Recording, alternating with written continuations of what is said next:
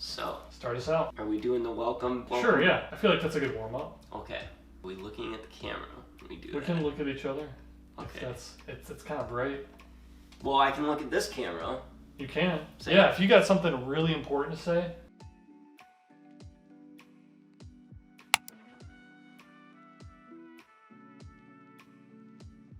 Hi. So, last week, we watched a movie. We did. We went and saw Knives Out. Knives Out. Knives Out, directed by Rian Johnson. I'm glad you know the names because I don't know. You don't know the names. I know very few people who are in it. I don't know who directed it. Maybe you know some of his films, though. Hit me with it. So he started with Brick. He directed The Brothers Bloom, Looper, Star Wars, Last Jedi. Anyway, So we saw Knives Out. we saw Knives Out. Right. I would say it reminded me most of The Brothers Bloom because that was kind of his quirkiest. It was the most Rian Johnson movie. Knives Out was probably the second most Rian Johnson movie. It's a little bit self-obsessive, but sometimes in a good way, sometimes in a bad way. So that was Rian Johnson. Yo, JT, I saw it. what'd you think of Knives Out? I enjoyed it. I feel like it was one of those movies where you're caught up in the story, at least initially, and then you're like, this is a little longer than I thought it was going to be. Like, the runtime for me started to show maybe 3/4 of the way through. I think part of that, the structure of the storytelling, it's this murder mystery, they call it a whodunit. Whodunit. A lot of stuff comes to light early on that makes later reveals not as gratifying. Well, it's one of those situations where you've got so many people involved in the Right. story, and it's trying to tell the same part of the story from 4 different people's point of view, and it's like you can imagine how that can bog down the playtime real quick if you want to spend too much time on it. The other thing is, with it being a whodunit, they drew comparisons to the Clue movie. Yeah. And a bunch of different murder mysteries and stuff like that. In the movie, they ask you who done it, but what they don't ask is who's next. There's no real threat of anyone else dying. Everything happens in the past tense of the murder that happens. There's no threat lurking behind the characters. It's all recounting the events of that previous night. With there being no looming threat, there was I thought there was gonna be almost Agatha Christie, and then there were none. People slowly getting ticked off. Yeah. And then the cast would shrink. That's kind of the vibe I got from the trailer, right? Trailer is misleading. Right. The trailer You're under gives the impression that people are gonna get killed off. there's this a lone survivor imminent type threat of knives coming down and then it's okay, the family's at odds because they're arguing over the will and stuff, so it's okay, who's gonna kill each other. Or, with the trailer, it could have been one of those situations where he dies, they're all in the house, they don't know who killed him, all of a sudden that person starts killing people, kind of like the Clue Right. thing, right? Yep, And Clue. The And entertainment value of the viewership. They certainly marketed it that way. Right. There was gonna be more action and more intense scenes of danger. Let's talk, I want to jump to the cast part, right? Sure. So we have my criticism and my praise, right? Yeah. I never heard of the main actress. Right. She's the young someone chick? new. Yeah. I felt like was she good. did pretty well, believable. I feel like she was girl next door kind of vibe, right? And that's relatable for a lot of people. So I like that. That accent that Daniel Craig had. I don't know what the accent. What the they were thinking there. It was he had a mouth full of syrup. Right. It was very. I'm dude, at what point? It was very jarring at first. At what point during filming are you this is? No, I can't do this. I got a little bit used to it. I still didn't, dude. I'm still torn up about it. Going back to Rian Johnson, the director, movies and his characters, they're always not quite totally grounded in reality. So all Is this. that on purpose? Yeah, it was on purpose. So it's supposed to be exaggerated. Yeah, over the top. Which is weird because like the main actress was a pretty realistic, believable. And so like with Brothers Bloom, why I say that's the big like the most Rian Johnson movie is because it's like looking at like an old photograph. There's like the characters are like in this kind of like storybook world, you know, and the characters are storybook characters. In this movie, they're like board game characters from Clue, and they're set in the real world. Outside fancy mansion, it's the real world. I mean, so fancy mansion. There's a fancy mansion, and if I feel like the movie would have done better if it took place entirely within the mansion, because as soon as you go out into the real world and there's cop cars and pavement and like it takes you out of it. Yeah, it takes you out of that fanciful world, and then like because they started it kind of rooted there, you know, like with the investigation and everything. And Daniel Craig doing his weird accent like on the street sitting in the car is not as effective. Yeah. If it wasn't out of place before, it was definitely, if that's like his directorial style, where you've got one character that's kind of an offshoot and the rest are like. But that's the thing is mostly they're all not rooted in reality. They're just a little bit removed from reality in most of his movies. Okay.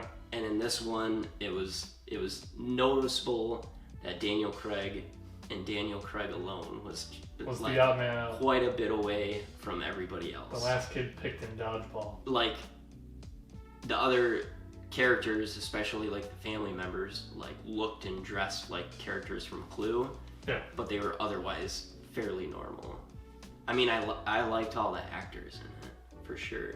Yeah, I didn't really have an issue with the actors. It was more of like the style of Daniel Craig, for example, which I'm a fan of Daniel Craig outside of this movie. And it's like, man, if they made like a movie about that character set in an appropriate time and place, like I'd watch the shit out of that. Sure.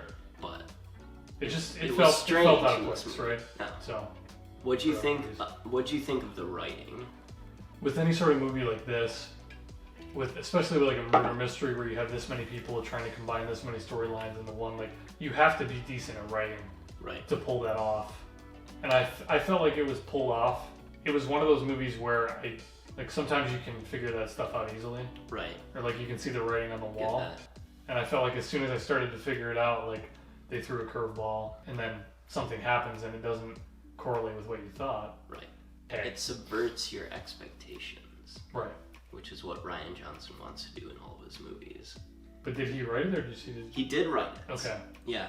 And I found most of the writing to be clever. It was good writing. Sure. But a lot of it was like, oh, that makes sense. Like, okay, this is how this went. That's cool.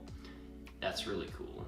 But other things is like, oh, like, this happened so that this would make sense. And like, it was, you know, like shoehorned in like different things to like cobble together the whole picture.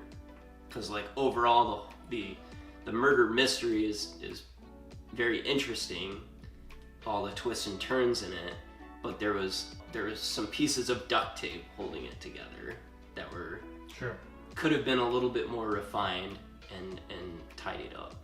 I mean, really my rating is going to come down to like enjoyability, quality of what we talked about. A big thing for me is like rewatchability. Right. All right. I give Knives Out a solid 7. I would lean more towards 6 than 7. Like it was totally average, but there were a couple things that like, it's a little bit better than average. Sure. Like going back to like, who's this movie for? Right. Right. So if you like murder mystery movies where you got to figure stuff out as it happens, and you want like a well-rounded cast. Yeah. Just know that you won't be on the edge of your seat for this movie.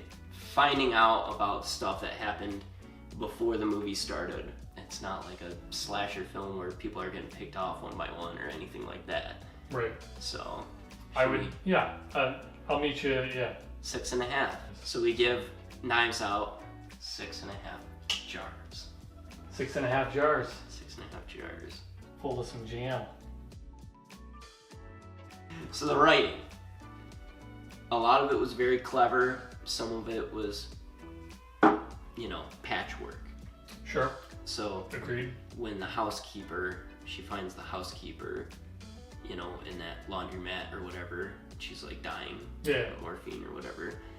And she says, she stashed the record, the toxicology report. And then it's like, the stash means that it was in her weed stash, which we established earlier in the movie. Right. And that character was already kind of fit in for convenience, and then you fit in her weed stash for convenience. Yeah. You never even actually saw her smoke weed. It was the niece that went into her stash. Sure. So it's a stash. That was, and it's okay, that's gonna be our gotcha is we're gonna find the toxicology report. And it's I thought that was pretty weak. Yeah. So they could have done more with that. Yeah. Some of my favorite thing is how Christopher Plummer was talking about how Ransom, Chris Evans, his grandson, is a dipshit, and he wouldn't be able to tell a prop knife from a real knife. Yeah. And then at the climax, he grabs a knife out of the wall, goes to stab our main character. Turns out it's a prop knife. It's right. That's cool. No, I thought that was cool, especially was on the Game of Thrones chair of knives. Yeah. Yeah. Just they did the thing where they would zoom in and it was this is important. So with the drug mix up, and then they did stuff like that was make sure you pay attention to this, and then it was cool because sometimes it paid off, sometimes it didn't. With the drugs, it actually did a reverse payoff. Yeah. Because it's she actually didn't switch the drugs. Right. And so you're staring at these drugs and this girl just screwed up bad. Yeah. And it's turns out she didn't. And then there was one part where she was sitting on the couch with her mom watching TV, and it zooms in on the little spot of blood on her shoe. Yeah. And they don't address it at all, and you're why did that come up? And then at the very end of the movie, it's revealed that Daniel Craig knew that the whole time. That's how he knew she was involved in the murder the entire time, was because she had that tiny little speck of blood on her shoe. Right. So at the very beginning of the film, there's an establishing shot of the house with the dogs out running. Directly after that, it's showing the inside of this, ornate mansion with all these bookshelves and intricate stuff. Our main character, who is the caregiver for Christopher Plummer's character, gets him his breakfast. On the tray is a coffee cup. Coffee cup seems out of place because it's this ornate house, this crazy mansion. You think he'd be drinking his tea or coffee out of fine china, and it's no, this really gimmicky novelty glass that says "My house, my rules, my coffee." Cut to the very, very end of the film when she's standing on the balcony and she has that coffee cup that says "My house, my rules, my coffee," after she has, won the house in the will. Right. And she's looking down at the whole family, and those three words perfectly describe the end of the film. It was at the beginning, and they carried it all the way through, and it was the perfect. That kind of makes ending. it feel like she knew that was going to happen, though, right? Because maybe that was her mug. No, it was definitely his mug because she was preparing his breakfast. Coincidence? But it was So that was her, the throne. Yeah, it was it was coincidence in the movie, but it was perfectly set up in the writing. So that was part of the strong sauce, not the weak sauce. That was the strongest sauce. Mm-hmm. I really enjoyed that because that was the perfect note to end on. And that's what tells me you're more observant than me, because I would have been oh yeah, which is exactly what happened. That's why I'm here, man. And he's not just a pretty face. That's it's nice because like that was his mug, and now it's her mug because it's her house. he left her everything. Right. Like that's what he wanted. That's what she got. So like, it was a happy note to end on, seeing her hold that mug.